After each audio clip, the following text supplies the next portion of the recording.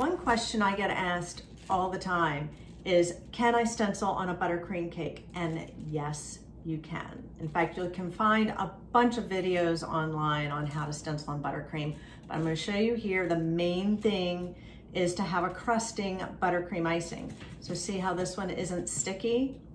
Then I know I can go ahead and put a stencil on it, and it's not going to pull my base icing off. So what I've done today is mixed up some white buttercream, and I'm going to get my little spatula. I'm going to put my stencil down on top, and it is a little rounded. I'm not very good at evening these things off. I'm not a baker. I'm not as good as you guys out there. But I have my white buttercream, and we're just going to, I always say this, gently, smoothly spread it across the stencil. What you don't want to do is lift this up like that, because what's going to happen is the whole stencil is going to come with it. So see how I'm just pulling across the openings and spreading it out nice and evenly.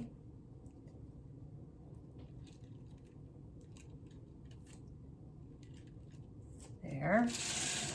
And then let's finish up on this side.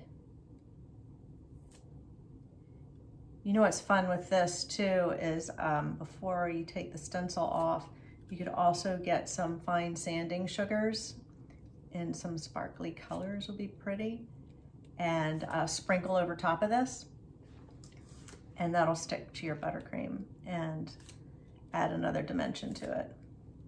All right, so we're just evening this off. We're not leaving any excess icing like I would if I was using royal icing. With royal icing, you can leave extra on the stencil, and when you lift it up, it flows down the sides and gives you nice rounded edges when you're doing something flat like this. But with the buttercream, if I left all this extra on there and I pulled it off, then you would just have these harsh edges that are on there. So now we're going to pull the stencil off. Oh, gorgeous. Isn't that great? I think this is just so fun and easy to do.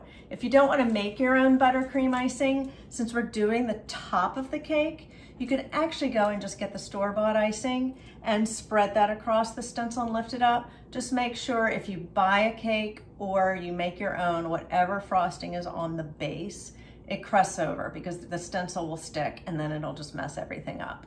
But feel free to use the softer kind for spreading across the stencil. Just make sure you don't touch it, because you're gonna mess it up. This one is crusted over. In fact, it's already started to. Even if I pop it in the fridge, it'll go that much faster. So until next time, happy baking, and I hope you enjoyed this one. If you did, please give us a thumbs up and let me know your comments. Subscribe to our channel if you want to learn other fun things. Have a good day.